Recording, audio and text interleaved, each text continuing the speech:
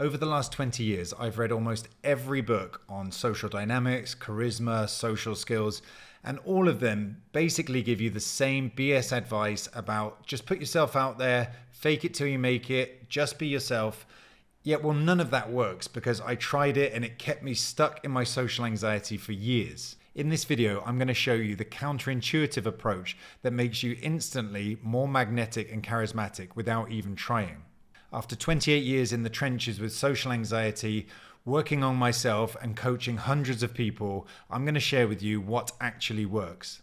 If you were trying to get your dream physique, then you would train in a systematic way, make sure you track what you eat, track your workouts, get enough rest, and do everything you need to do in a systematic and methodical way. The truth is, working on your social skills and becoming more charismatic is not different to any other goal that you set yourself. You need a systematic, methodical approach. You cannot expect a sudden transformation overnight. In social skills training, every interaction you have, every conversation is like a rep you do in the gym. And what you need to do is make sure you're tracking your reps, make sure you're tracking your progress. You can't just go out there without any kind of a strategy and expect to improve. And just like working out in the gym, you wouldn't walk in there as a first timer and expect to pick up 150 kgs, start pressing it above your head. It's exactly the same with social skills training. You want to start off small and gradually increase the amount of work that you're doing so that you can build up in a comfortable and gradual way. In the gym, this is called progressive overload, and it's exactly the same method you need to apply in your social skills training. So in reality, what this looks like is on day one, you go out of your house and you start off with some micro interactions. You say hello to somebody in the street, you give a good morning to a passerby, and you build up a number of reps. We can start off with 3 to 5 of these kind of basic interactions per day. Do that for a week and your social confidence muscle will already start to increase. On week 2, you can then start expanding on these interactions. So for example, you might go into a supermarket and start engaging with a cashier. You can ask them how their shift is going, or add a little bit of conversation to each interaction. On week 3, you may now be ready to start progressing to things like complimenting strangers. If you walk past somebody in the park and they've got a very interesting looking dog, you might comment what an interesting looking dog that is, ask them what breed it is, and this is how very interesting conversations actually spark up organically and naturally. And if you watch the most socially free and charismatic people, this is what they're doing all the time. They're not afraid to just throw conversational starters out there and the other person catches the ball and then they start having this back and forth. And if you're watching this and you think this sounds totally scary and overwhelming, I fully get it. I was housebound with my social anxiety. At 27, I even paid a psychiatrist to walk me down the street. That's how bad it had got. And now I'm coaching people day after day on huge transformations from relying on medication and alcohol, being housebound, to going out, having thriving social lives, improving at work, giving public presentations. And if this is something you want to do and make this transformation in your own life, then please, by all means, go ahead and click the link in the description. You can jump on a free one-to-one call with me. We can discuss your situation. I can tell you how I work with clients and we can see if we're a good fit to work together. And while you're doing these social exercises on a daily basis, it's very important to employ a scientific and rational mindset. When you have social anxiety and you lack social skills, it's very easy to be overtaken with emotional reasoning and let your feelings and your moods get the better of you. We want to adopt a very scientific mindset. So just like if you're working with a sports scientist or a PT in the gym, you need to track your workouts and you need to track your calories and your nutrition. That's exactly what we're going to do in this system here. I want you to track what you're doing on a daily basis. How many interactions did you have? How did they go? Were they successful? Were they not? Why do you think they were successful? Why weren't they? It could be that you had a lack of sleep, you had too much caffeine, maybe your body language wasn't very engaging or positive, maybe your vocal tonality wasn't engaging, or the other person didn't hear you because you weren't speaking up loud enough. There will always be information, data, and feedback, and I want you to absorb that and learn from that. Not to get disparaged and disheartened by what you think are failures and then just stop the training. You need to be scientific. And this is, again, a mindset which we train inside the cognitive reprogramming method, which is my coaching program. And I move clients from being emotionally driven and moved around and controlled by their anxiety and their negative thought patterns and beliefs and emotions to becoming scientific, rational, and experimental in their mindset. And it's a complete game changer. I've had clients from across the world go from self-isolating to making conversations in public spaces. One of my clients recently met his girlfriend on a train.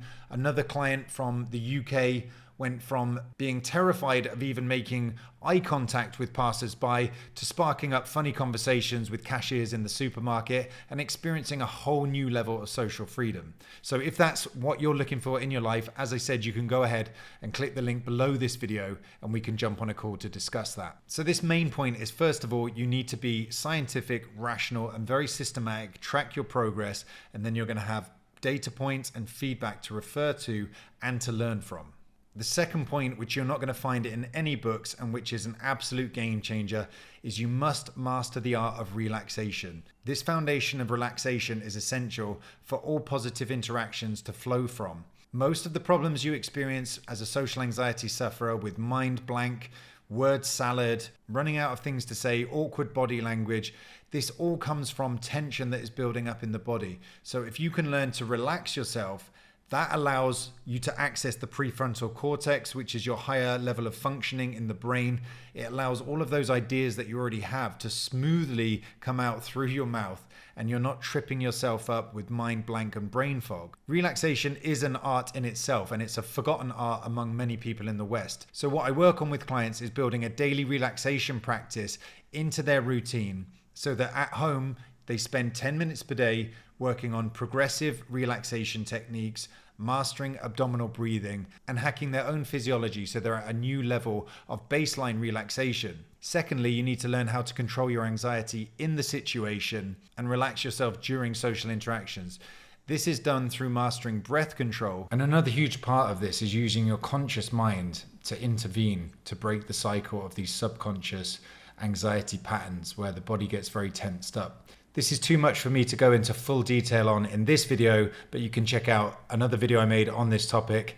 And it's also something that I cover deeply in my coaching program. So if you're interested in that, click the link below the video. Thirdly, the most counterintuitive piece of advice that you're ever going to learn to overcome your social anxiety and improve your social skills is that you need to stop adding stuff and start stripping stuff away. All of these phony behaviors that you've picked up, all of these masks that you put on, and these false personalities that you think you have to present to be liked, it's complete BS.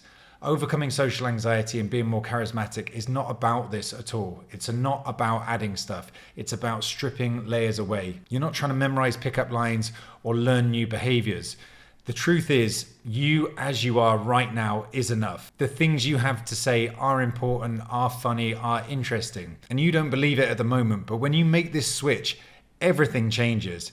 You can say the most mundane or strange thing, but if it's coming from an authentic place where you're not trying to do anything or trying to be anyone, it just hits, it just resonates with the right people. I'll give you an example from my own life. I was recently at a networking event, and as we went around the table, people were giving their polished introductions to themselves and what they were doing. And as it came round to one woman, she just rubbed her head and she said, "Oh, I've just woken up from a nap." And the whole table of people just broke out into laughter because it was just so real. It was so unscripted. She wasn't trying to sell herself. And then after that, she apologized. I'm not really thinking that clearly, but basically this is me and this is what I do. And it was amazing. And it took all of that tension out of the atmosphere. It was like releasing the air out of the balloon. And it gave everybody else in the room the permission to be more authentic and more themselves. So you need to really grasp this concept. You're not trying to layer on behaviors. You're not even trying to do this stuff that you hear people talk about where they say like pick up new hobbies, listen to more podcasts, read books, and then you have interesting things to say. That's actually completely wrong. When I coach clients, I've had clients that are actually making themselves extremely stressed and anxious by consuming up to 2 or 3 hours of news podcasts because they feel that when they go into the office, they have to be up on current affairs so they have the right things to say. this is completely wrong. And this was actually feeding the anxiety of my clients, because if you consume a lot of news, it's very, very bad for your mental state. So please stop doing this. Please stop adding stuff and trying to be something else. You don't need that. You need the conviction and the belief in yourself that you are already enough. And you can say anything and do anything. But if it's from the heart and it's authentic, people smell that. They resonate with that, it makes them laugh, they enjoy it, and that's really where the answer lies. So implement these 3 things that I've talked about today, and you'll see your whole view of reality shift and your whole way of socializing and your interactions completely change. If it sounds like a lot for you to do on your own, then click the link in the description below and we can jump on a call and we'll discuss how I can help you go through that transformation.